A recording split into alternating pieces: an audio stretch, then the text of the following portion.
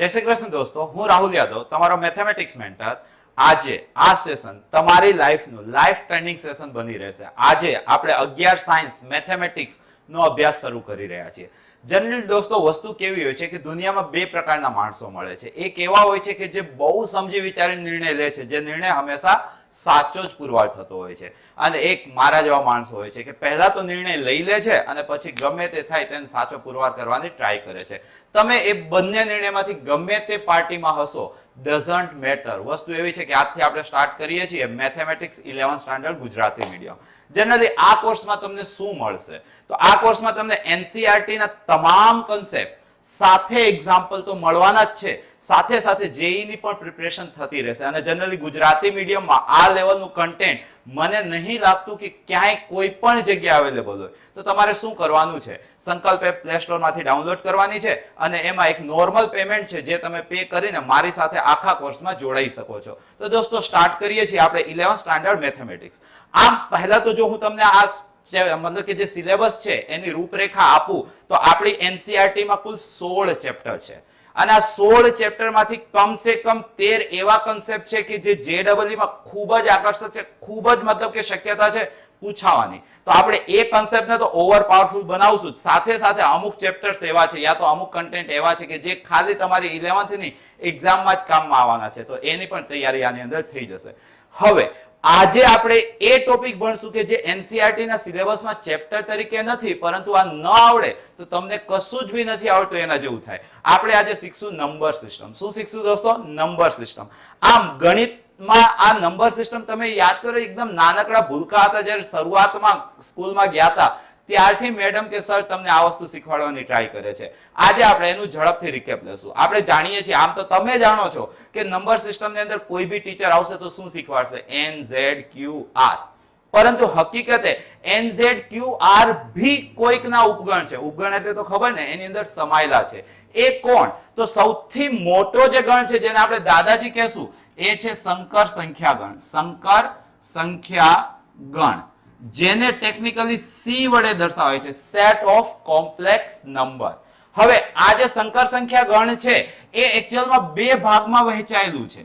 એક ભાગ છે વાસ્તવિક સંખ્યા, વાસ્તવિક સંખ્યા, અને બીજો ભાગ છે કાલ્પનિક સંખ્યા, કાલ્પનિક સંખ્યા. કાલ્પનિક સંખ્યા આધારિત આ જે ટોટલ જે સંકર સંખ્યા છે એનું એક આખું ચેપ્ટર એનસીઈઆરટી 11th સ્ટાન્ડર્ડમાં તો આપણે ભણવાના જ છીએ. અને જેઈ માં ભી સંકર સંખ્યા રિલેટેડ જે ક્વેશ્ચન આવે છે ને બહુ જ જોરદાર હોય છે. ઘણી વખત તો મતલબ કે આમ સેલ્યુટ દેવાની ઈચ્છા થઈ જાય એવા દાખલા સંકર સંખ્યામાં તમને જોવા મળશે. તો એ તો સમયાંતરે જ્યારે આપણે ચેપ્ટર અભ્યાસ કરશું ત્યારે આપણે એની ડિટેલમાં સ્ટડી કરી લેશું. પણ હાલમાં તમે શું યાદ રાખો છો કે સંકર સંખ્યાના ભી બે ભાગ પડે છે, એક વાસ્તવિક સંખ્યા અને એક કાલ્પનિક સંખ્યા. હવે વાતચીત કરીએ વાસ્તવિક સંખ્યાની. તો વાસ્તવિક સંખ્યામાં ભી આગળ જતા બે ભાગ પડશે. કયા કયા બે ભાગ પડશે? તો એક ભાગ હશે સમય સંખ્યા અને એક ભાગ હશે અસમય સંખ્યા. તો આપણે અહીંયા લખીએ છીએ કે એક ભાગ સમય સંખ્યા, સમય સંખ્યા, અને બીજો ભાગ અસમય સંખ્યા, અસમય સંખ્યા. જનરલી દોસ્તો તમને યાદ હોય તો વાસ્તવિક સંખ્યાને તમે આર કહેતા હતા. શું કહેતા હતા? આર. અને કાલ્પનિક સંખ્યાને તમે આઈ વાળી સંખ્યા કહી શકો છો, આયોટા કહેવાય છે. એ તો આપણે મેં તમને કીધું એમ કે આગળ જતા આપણે ખૂબ જ ડિટેલમાં તેનો અભ્યાસ કરશું. પણ વાસ્તવિક સંખ્યા જે બે ભાગમાં પડી, એક ભાગ થયો સમય સંખ્યા અને બીજો ભાગ થયો અસમય સંખ્યા. તો સમય સંખ્યાને આપણે ક્યુ કહીએ છીએ અને અસમય સંખ્યાને આપણે ક્યુ ડેશ કહીએ છીએ. એની પણ ડિટેલમાં હમણાં થોડીક વાર પછી જ આપણે અભ્યાસ કરશું. હવે આ જે સમય સંખ્યા છે એ બી પાછા બે ભાગમાં વહેંચાઈ જાય છે. એક ભાગ છે પૂર્ણાંક સંખ્યા અને એક ભાગ છે અપૂર્ણાંક સંખ્યા. મતલબ કે એક સેટ ઓફ ઇન્ટીજર અને એક નોન ઇન્ટીજર. બરાબર છે? તો એકનું નામ આપણે રાખ્યું કે પૂર્ણાંક, પૂર્ણાંક, અને બીજાનું નામ રાખ્યું અપૂર્ણાંક. બરાબર છે? હવે પૂર્ણાંકને આપણે આઈ વડે દર્શાવશું અને અપૂર્ણાંકને આપણે આઈ ડેશ વડે દર્શાવશું. મતલબ સેટ ઓફ ઇન્ટીજર અને સેટ ઓફ નોન ઇન્ટીજર. બરાબર છે દોસ્તો? હવે અહીંયા જે પૂર્ણાંક સંખ્યા છે એને આપણે ફર્ધર ક્લાસિફાઈડ કરી દઈએ ત્રણ ભાગમાં. પૂર્ણાંક સંખ્યા ફરી વખત ત્રણ અલગ અલગ ભાગમાં વહેંચાશે. એક જે છે તે પ્રાકૃતિક સંખ્યા, પ્રાકૃતિક સંખ્યા, અથવા તો આપણે એને મેજર આપણે કહી દઈએ ધન પૂર્ણાંક. શું નામ રાખી દઈએ છીએ આપણે દોસ્તો? ધન પૂર્ણાંક, ધન પૂર્ણાંક. બીજું છે ઋણ પૂર્ણાંક અને ત્રીજું છે દોસ્તો શૂન્ય. આ થઈ નંબર સંખ્યાનું ક્લાસિફિકેશન. ફરી વખત તમને રિવિઝન કરાવી દઉં તો સંકર સંખ્યા છે બે ભાગમાં આપણે વહેંચી, એક વાસ્તવિક સંખ્યા, એક કાલ્પનિક સંખ્યા. વાસ્તવિક સંખ્યાને બી આપણે બે ભાગમાં વહેંચી, એક સમય સંખ્યા, એક અસમય સંખ્યા. સમય સંખ્યાને બી આપણે બે ભાગમાં વહેંચી, સેટ ઓફ ઇન્ટીજર અને સેટ ઓફ નોન ઇન્ટીજર. અને જે સેટ ઓફ ઇન્ટીજર હતા એને આપણે ત્રણ ભાગમાં વહેંચી, ધન પૂર્ણાંક, ઋણ પૂર્ણાંક અને શૂન્ય. ધન પૂર્ણાંકને આપણે i પ્લસ વડે દર્શાવીએ, ઋણ પૂર્ણાંકને આપણે i માઇનસ વડે દર્શાવીએ અને શૂન્ય તો શું છે તમે જાણો જ છો. હવે આ તમામ જે ક્લાસિફિકેશન છે એને આપણે થોડુંક ડિટેલમાં અભ્યાસ કરીએ. આશા રાખું છું કે તમને આ જે ક્લાસિફિકેશન છે એ આવડતું જ હતું અને ન આવડતું હોય તો અત્યારે તમને આવડી ગયું છે. સૌથી જે પહેલો ભાગ છે જેને તમે i પ્લસ કહો છો એને તમે ઘણી વખત n કહો છો. શું કહો છો? n. મતલબ શું દોસ્તો? પ્રાકૃતિક સંખ્યા. શું? પ્રાકૃતિક સંખ્યા. તમને ખબર હશે કે પ્રાકૃતિક સંખ્યામાં કોણ કોણ આવે છે? તો 1 થી શરૂઆત થઈ છે, 2 3 4 અપ ટુ અનંત સુધી જતું રહે છે, પણ જેની અંદર ધન પૂર્ણાંકોનો સમાવેશ થતો હોય છે. i માઇનસ નો મતલબ ઋણ પૂર્ણાંક સંખ્યાઓ. શું? ઋણ પૂર્ણાંક સંખ્યાઓ. મતલબ કે શું દોસ્તો? તો એની અંદર તમે સમજતા હશો કે આમ અનંત થી આવતું હશે પણ -3 -2 -1 નો સમાવેશ થતો હોય છે. અને ત્રીજી સંખ્યા શૂન્ય વિશે તો તમે જાણો જ છો. જ્યારે દોસ્તો i પ્લસ યુનિયન 0, મતલબ કે i પ્લસ એટલે કે n માં 0 મળી જાય દોસ્તો તો તેવી સંખ્યાને કહેવાય છે અનઋણ સંખ્યા. શું કહેવાય છે? અનઋણ પૂર્ણાંકો. મતલબ કે શું? તમને આ એક ફરક ખબર હોવી જોઈએ. ધન પૂર્ણાંકો અને અનઋણ પૂર્ણાંકો સમાન હોતા નથી. ખાસ કરીને વર્ગમાં આ વસ્તુનો કોન્સેપ્ટ ખૂબ જ અગત્યનો આવે છે. આપણે જાણીએ છીએ કે વર્ગ હંમેશા ધન હોય છે. દોસ્તો ખોટી માન્યતા છે.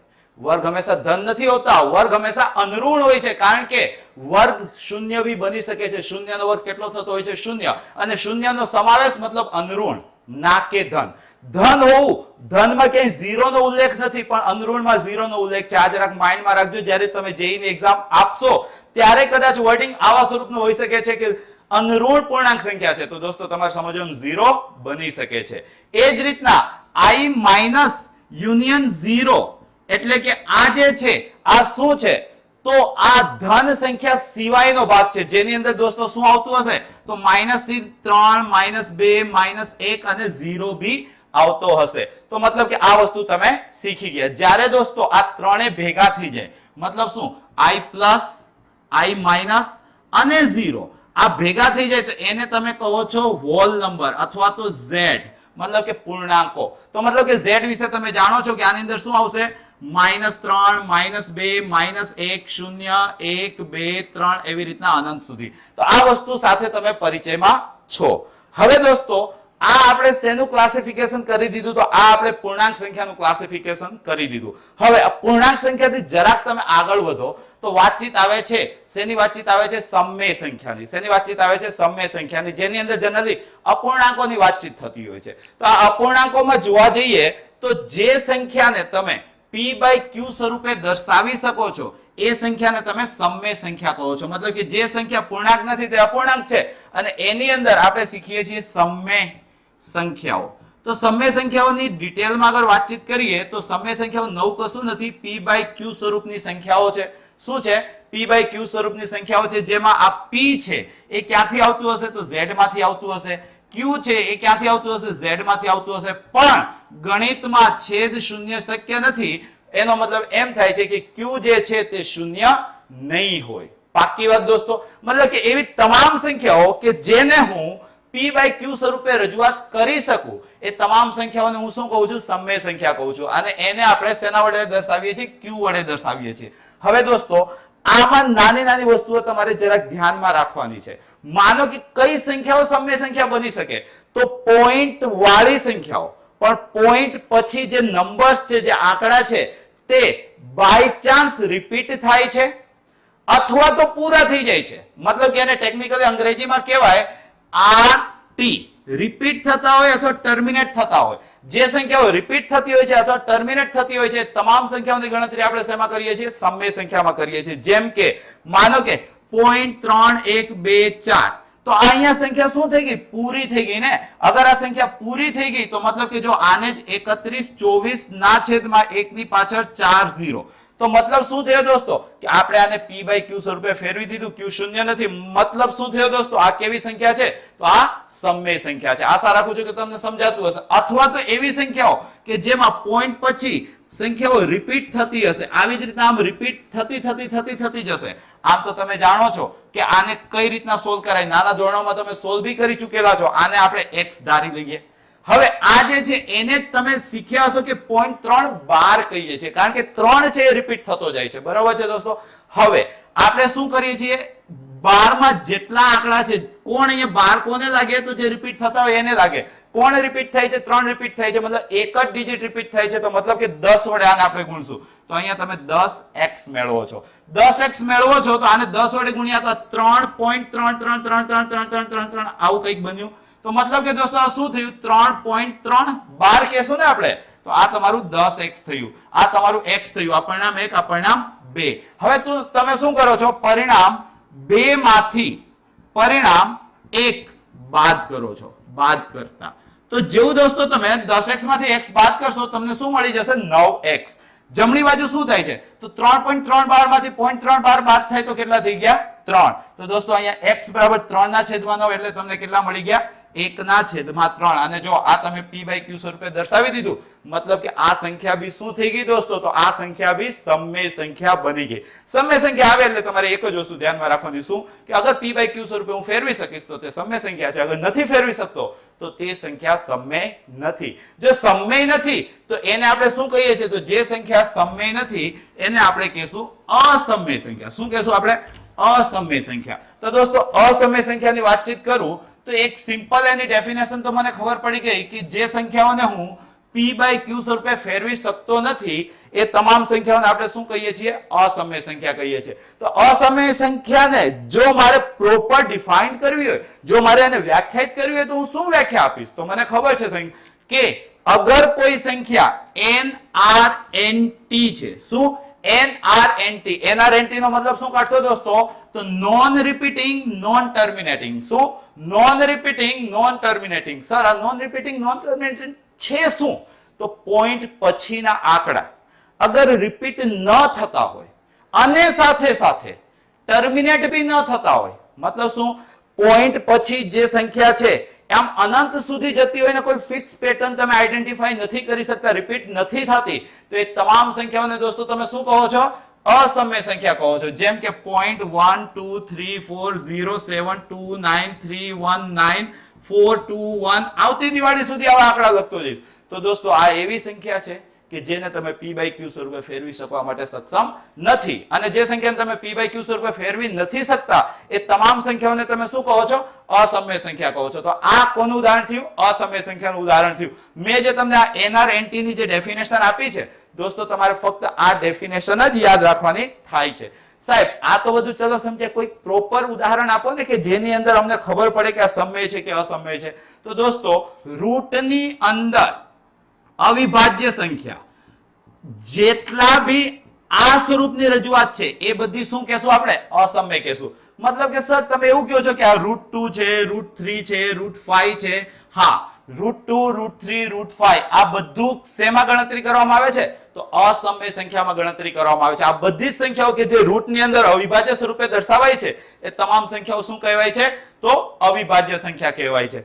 સાહેબ એકાદ બીજું ઉદાહરણ આપો ને કે થોડુંક વધુ કોન્સેપ્ટ ક્લિયર થાય. તો હા, આસાન છે. તમે આગળ જતા એક આ સંખ્યા ભણશો e. જરાક હું તમને એનું અનંત શ્રેણી આ જેઈ માં બહુ કામ લાગશે તો અત્યારથી જરાક તૈયાર કરી લો. જેમ જેમ સિલેબસ આગળ જશે તેમ તેમ આ વસ્તુનો આપણે ઉપયોગ કરશું. e⁻x નો મતલબ થાય 1 + x + x²/2. ઉદ્ગાર ચિહ્ન નથી, ફેક્ટોરિયલ છે. ફેક્ટોરિયલ એટલે શું? જ્યારે આપણે NCERT નું 7મું ચેપ્ટર ભણશું ક્રમચય સંચય ત્યારે આપણે એનો અભ્યાસ કરશું. હાલમાં તો તમે ખાલી આ સ્ટ્રક્ચર યાદ રાખો. Plus x³ / 3 factorial plus x4/4 factorial up to આવું થતું જાય. આ અનંત શ્રેણીનું ઉદાહરણ છે જેને તમે શું કહો છો? e⁻x. એમાં આ જે e છે 2.71 એની અંદાજિત કિંમત થતી હોય છે, પણ આ બી અનંત સુધી નોન ટર્મિનેટિંગ નોન રિપીટિંગ ફોર્મમાં છે અને આ ઈ જે છે એને નેપિયર કોન્સ્ટન્ટ કહીએ છીએ. શું કહીએ છીએ? નેપિયર કોન્સ્ટન્ટ એ NRNT નું ઉદાહરણ છે, એટલે કે શું છે? અસમય સંખ્યા છે. તો આશા રાખું છું દોસ્તો કે તમને અસમય સંખ્યા વિશે પૂરતું નોલેજ મળી ગયું હશે. અને આ બધી સંખ્યાઓ જેનો હિસ્સો છે તેને આપણે કહીએ છીએ વાસ્તવિક સંખ્યા. શું કહીએ છીએ? વાસ્તવિક સંખ્યા. અને એના વિશે તો તમામ લોકો જાણો જ છો, પણ તેમ છતાં જરાક વાતચીત કરી લઈએ. તો વાસ્તવિક સંખ્યાને આપણે r વડે દર્શાવીએ છીએ અને મારા ગામમાં એનો મતલબ થાય છે રેખા. વાસ્તવિક રેખા. રેખાનો અભ્યાસ કરવો ખૂબ જ જરૂરી છે અને તમે છેલ્લા 2-3 વર્ષથી આનો અભ્યાસ તો કરી જ રહ્યા છો. એક્ઝેક્ટલી વચ્ચે આપણે એને 0 આવતું હોય એવું કલ્પના કરીએ છીએ. એવું જરૂરી નથી, કારણ કે અનંત કેસ છે. આ બાજુ માઇનસ અનંત આવતું હોય છે, આ બાજુ અનંત આવતું હોય છે. અભ્યાસ કરો એટલે જરૂરી છે કે તમને ખબર હોવી જોઈએ કે 0 થી જેમ હું જમણી બાજુ જાઉં છું તેમ સંખ્યા વધતી જાય છે. મતલબ શું? તો અહીંયા 1 આવશે, 2 આવશે, 3 આવશે, 4 આવશે, 5 આવશે, એમ થતું જશે. શું સર આમાં ખાલી 1 2 3 4 5 આવે છે? એવું નથી. આ 0 અને 1 વચ્ચે બી અનંત સંખ્યા આવે છે. સાહેબ ખબર ના પડી. અનંત સંખ્યા એટલે કેવું કે 0.1 0.2 0.3 આ તો ઠીક 0.11 0.111 0.11111 આવતી દિવાળી સુધી બોલતા જઈએ ને એટલી સંખ્યાઓ 0 અને 1 વચ્ચે આવવાની છે. મતલબ કે આ સંખ્યા રેખા જે છે એમાં અત્યાર સુધી આપણે જેટલી સંખ્યાઓનો અભ્યાસ કર્યો તમામ સંખ્યાઓની આની અંદર વાતચીત આવી જાય છે. એ જ રીતે સંખ્યા રેખા પર જેમ ડાબી બાજુ જઈએ એમ સંખ્યાઓ ઘટતી જાય છે, કિંમતો ઘટતી જાય છે. અહીંયા -1 -2 -3 આપણે આ જ અંકો કેમ દર્શાવીએ છીએ? કારણ કે આ અંકો સાથે તમે પરિચયમાં છો. પણ હકીકત એવું હોય છે જ્યારે હું સંખ્યા રેખા પર ડાબી બાજુ જઈશ ત્યારે સંખ્યા ઘટતી જશે, જ્યારે જમણી બાજુ જઈશ ત્યારે સંખ્યા વધતી જશે. બે સંખ્યાઓની કમ્પેરિઝન કરો છો, નાની સંખ્યા ડાબી બાજુ બતાવવાની થશે, મોટી સંખ્યા જમણી બાજુ બતાવવાની થશે. તો જનરલી આ કન્સેપ્ટ બી તમે જાણો જ છો, પણ એનું અહીંયા રિવાઇઝ થઈ ગયું. અને આરભી જેનો હિસ્સો છે તેને આપણે સંકર સંખ્યા કહીએ છીએ. તો દોસ્તો આજના સેશનમાં આપણે શું શીખ્યા? તો આપણે એ શીખ્યા કે સૌથી નાનું પ્રાકૃતિક સંખ્યા જે પૂર્ણાંક સંખ્યાનો ઉપગણ હોય છે અને જે સમય સંખ્યાનો ઉપગણ હોય છે અને આ બધા જ વાસ્તવિક સંખ્યાનો ઉપગણ હોય છે અને આ બધા જ ને સમાવતો ગણ એટલે દોસ્તો સંકર સંખ્યા, સેટ ઓફ કોમ્પ્લેક્સ નંબર. તો દોસ્તો આ અભ્યાસ આપણે દિન પ્રતિદિન આગળ વધારશું. આશા રાખું છું કે આ તમારું પહેલું સેશન હતું, તમને મજા આવી, આનંદ આવ્યો અને આટલું તમે તૈયાર કરી લીધું. તમારે શું કરવાનું છે? જેટલું આપણે ભણીએ ને એની નોટ્સ બનાવતી જવાની છે. અગર ડાઉટ આવે તો તમે અમારો સંપર્ક કોન્ટેક્ટ થી કરી શકો છો, પણ જેટલું કરાયું એટલું કરતા જશો દોસ્તો, ખબર બી નહીં પડે અને તમે સ્કોલર બની જશો. તો આ આશા સાથે આજનું સેશન અહીંયા પૂર્ણ કરું છું. મળીએ નવા સેશનમાં નવા કોન્સેપ્ટ સાથે. ધન્યવાદ દોસ્તો.